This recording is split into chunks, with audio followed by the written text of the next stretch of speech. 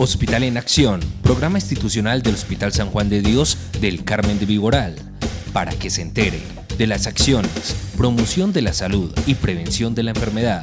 Conozca los servicios que ofrece el hospital y entérese de las gestiones administrativas de la entidad. Le brindaremos una información práctica para ayudar a cuidar su salud. Hospital en Acción, para mejorar la calidad de vida de los carmelitanos. El día de hoy nos encontramos con la médica Natalia Botero, quien nos hablará un poco más del tema de accidentes cerebrovasculares. Buenos días, Nati, ¿cómo estás? Buenos días, un gusto, un saludo a toda la comunidad también.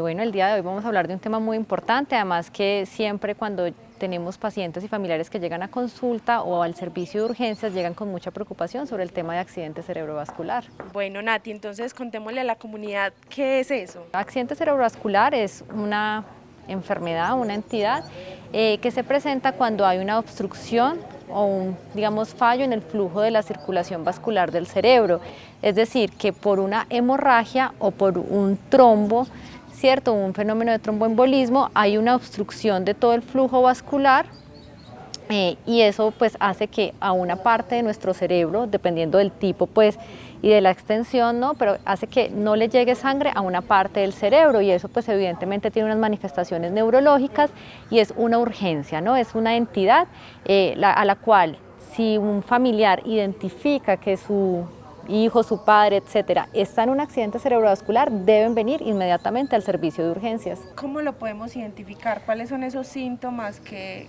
podemos pensar que tenemos un accidente cerebrovascular? Listo, algo que me gusta pues como decirle a la comunidad para hablar en unos términos más amigables es accidente cerebrovascular es como lo que la gente ha conocido popularmente como un derrame, ¿cierto?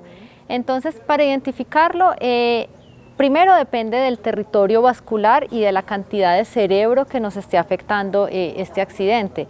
Sin embargo, hay unos signos muy fáciles de reconocer. Primero, que la persona deje de mover una parte de su cuerpo. Usualmente se afecta un lado, puede ser el lado derecho o el lado izquierdo. Que la persona pierda la fuerza, que la persona empiece a hablar enredado, que no sea capaz como de emitir su lenguaje de forma clara, o que la persona intente decir una cosa y diga otra, ¿cierto?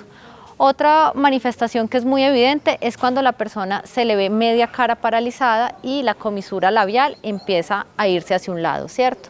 Que la persona intenta hablar y media cara está paralizada y el otro, digamos, el labio o la comisura labial del lado contrario empieza a desviarse.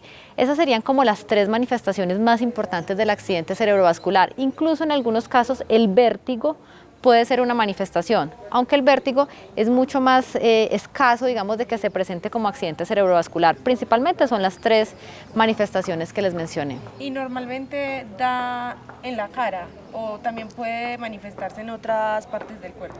Sí, la idea es que principalmente, digamos, es el accidente cerebrovascular más común, da una parálisis de medio cuerpo, usualmente afecta miembro superior, afecta miembro inferior, da la parálisis de esa misma, digamos, de esa misma hemicara, pero la desviación de la comisura es de la otra cara, porque son los músculos que quedan funcionando, ¿cierto?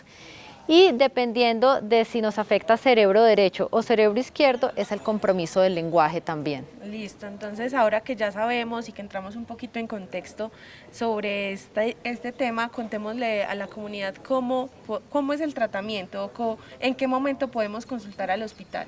Listo, algo que es importante es que si identificamos que una persona está en un posible accidente cerebrovascular, es algo que se debe consultar con urgencias.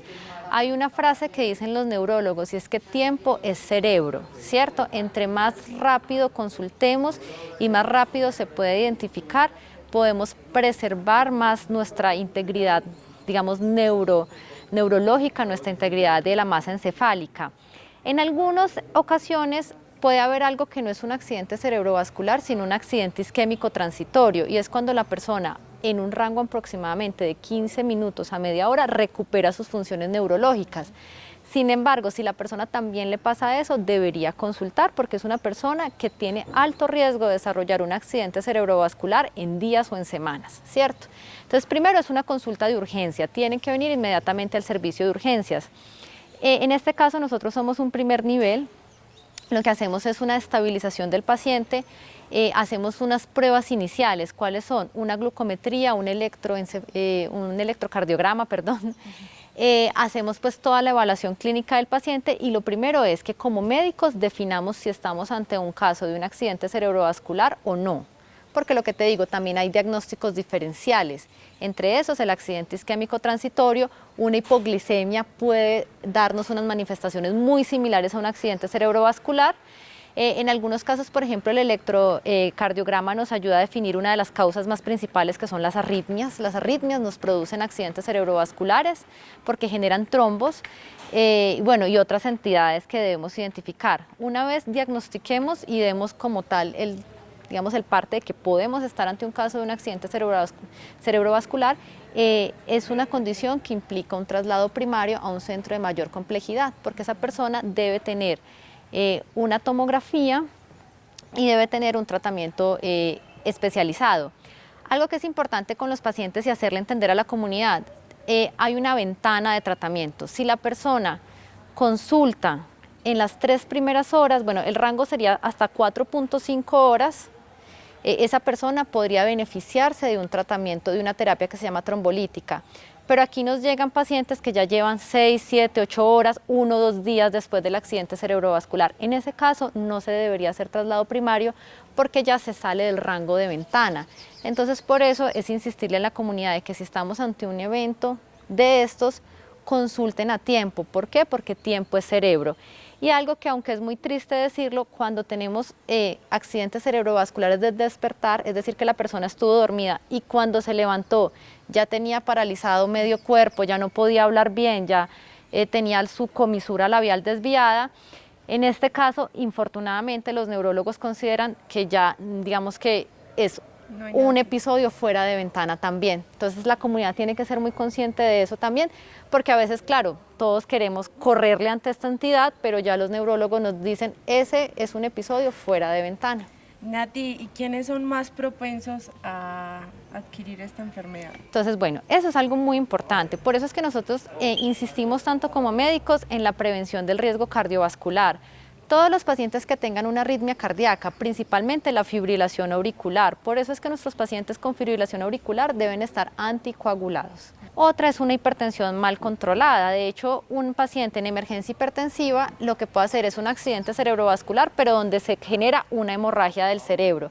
De hecho, ese subtipo de accidente cerebrovascular es mucho más grave y tiene un pobre pronóstico. Entonces, por eso nosotros insistimos a nuestros pacientes, háganse tomas seriadas de presión arterial. Si usted empieza a sentir palpitaciones, empieza a sentir que le sube el calor, que se siente como que la presión no está bien, venga, consulte, porque si nosotros prevenimos y si nosotros tenemos un paciente bien manejado, nosotros mismos como médicos evaluamos la pertinencia de la anticoagulación, de una buena terapia antihipertensiva, eso nos puede ayudar a prevenir los accidentes cerebrovasculares. Entonces esto también es de manejo y de prevenir las cosas, porque no nos puede dar de un momento a otro, o sí nos puede dar de un momento a otro. En algunos pacientes es un escenario inevitable, no. Sí, en algunos pacientes es inevitable, sin embargo, pues en la mayor parte de los pacientes, como les decía, nosotros podemos manejar algunos factores de riesgos prevenibles.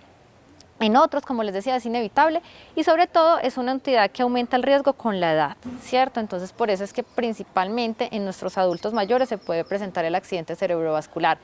Pero lo que como médicos nosotros sí podemos prevenir, y las familias y el mismo paciente, es en todos estos efectos de prevenir las arritmias o de hacer un buen control de la arritmia y de hacer un buen control de la presión arterial o de algunas otras entidades, como puede ser, por ejemplo, también la trombosis venosa profunda, que también es otra entidad que predispone. Y si ya lo tenemos, ¿cómo lo seguimos manejando? Bueno, si una persona ya tiene un accidente cerebrovascular y digamos que desafortunadamente llegó fuera de ventana, que es el tiempo de 4.5 horas que te hablaba, ya tendría que, primero, bueno, se le hace todo también la prevención cardiovascular, es un paciente que hay que controlar comorbilidades, es un paciente que tiene que tomar ASA de por vida, y es un paciente que entra en rehabilitación. Cuando los pacientes nos logran llegar en ventana, se remite a un mayor nivel de complejidad, se le hace una terapia trombolítica y dependiendo de la cantidad de cerebro que se haya afectado y que se pueda recuperar por el tiempo, Incluso hay personas que pueden tener desarrollos muy satisfactorios, otras sí quedan, por ejemplo, con parálisis de medio cuerpo o parálisis, digamos, de una mano o de un pie, entonces pues ahí sí ya sería más rehabilitación. Bueno, no, este tema está súper interesante y hay mucha tela para cortar, entonces yo creo que por el momento hacerle una invitación a la comunidad carmelitana. Cuéntanos una invitación para prevenir, para que se hagan exámenes de rutina, para que podamos prevenir todas estas enfermedades a tiempo. Listo, bueno, nosotros desde los programas de prevención y promoción tenemos el programa de adulto sano, por ejemplo, en el cual nuestros pacientes pueden venir y se les puede mandar un set de exámenes. Además, si tenemos un paciente que tenga alguno de los síntomas que le mencionaba, que sienta que tenga unas cifras arteriales muy elevadas, dolores de cabeza recurrentes, un paciente que sienta palpitaciones, cierto, son pacientes que deben venir y consultar. Nosotros también desde PIP tenemos el programa de riesgo cardiovascular. O sea, si nuestros pacientes se vinculan de una forma temprana a este tipo de programas, empiezan a tener unos chequeos médicos regulares, empiezan a tener unos exámenes de control que nos puedan permitir a nosotros precisamente controlar esas comorbilidades, es un paciente que podría prevenir sobre todo el desarrollo de este tipo de entidades. En algunos escenarios son inevitables, pero si está bien controlado el paciente, se disminuye muchísimo el porcentaje de riesgo de presentar este evento. Muchas gracias, Natalia, por acompañarnos el día de hoy con este tema tan interesante para toda la comunidad. Gracias, Valeria, y gracias a toda la comunidad. Los invitamos a consultar y recuerden que tiempo es cerebro. Hospital en Acción, para mejorar la calidad de vida de los carmelitanos. Bueno, ahora continuamos con Alina Elejalde. Ella es auxiliar de enfermería y está en vacunación COVID. Ella nos contará un poco más de cómo está avanzando el proceso de vacunación COVID en el municipio del Carmen de Ural. Cuéntanos cómo estamos avanzando en vacunación COVID. Claro que sí, en este momento estamos con adultos de 40 años en adelante, con jóvenes de 18 años en adelante con comorbilidad. Estamos aplicando el biológico Sinovac, que es el que más ha llegado aquí a nuestro pueblo. También contamos con unas dosis de Janssen, que es dosis única, eso lo estamos aplicando en las veredas lejanas, por facilidad, para no tener que volver a aplicar la segunda dosis. Esa es una sola dosis. Alina, cuéntenos cómo podemos prevenir el COVID. Los cuidados son los mismos, no han cambiado: lavado de manos, distanciamiento social, el uso constante del tapabocas. Eso no ha cambiado, no podemos bajar la guardia. Aunque estemos vacunados, tenemos que seguirnos cuidando, seguirnos protegiendo, porque el virus nos ataca así estemos vacunaditos, ¿cierto? Entonces, tenemos que seguir con las mismas precauciones, ¿cierto?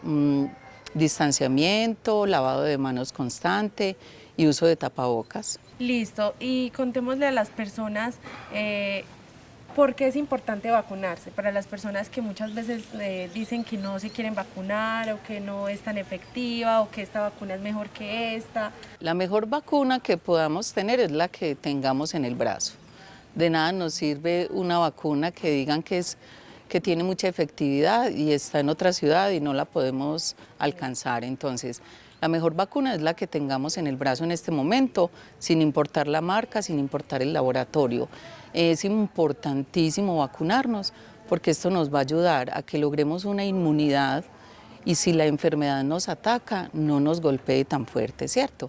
Que de pronto evite que nos vamos a un servicio hospitalario o a una UCI. Y para las personas que ya pasó la etapa de la edad y no se han vacunado, ¿Pueden venir? acceder? Claro que sí. Si son mayores de 70 años, mayores de 60, inmediatamente los estamos vacunando. No requieren cita, vienen a nuestro servicio, los vacunamos de inmediato. De 40 en adelante o con comorbilidad, vienen y le asignamos citica. ¿Qué deben tener las personas que tienen comorbilidades para presentar en el punto de vacunación? No todas las patologías aplican, pero pueden venir con la historia clínica, una copiecita, nosotros miramos si esas patologías aplican para la vacuna. Es VIH, insuficiencia cardíaca, hipertensión, obesidad, son muchas en realidad, ¿cierto? pero pueden ir y nosotros con mucho gusto les miramos la historia clínica y les decimos si aplican para la vacuna. Bueno, muchas gracias, Ali. Regálales una invitación a toda la comunidad carmelitana que está a punto de vacunarse o que ya se vacunó para seguir cuidándose. Bueno, la idea es que todos nos vacunemos, que esperemos con paciencia el rango de edad en el que nos toca, que vengamos muy positivos a buscar la vacuna, porque es algo que nos puede salvar la vida. ¿Listo? Muchas gracias. Con mucho gusto. Hospital en Acción, programa institucional del Hospital San Juan de Dios del Carmen de Viboral, para que se entere de las acciones, promoción de la salud y prevención de la enfermedad, conozca los servicios que ofrece el hospital y entérese de las gestiones administrativas de la entidad. Le brindaremos una información práctica para ayudar a cuidar su salud. Hospital en Acción, para mejorar la calidad de vida de los carmelitanos.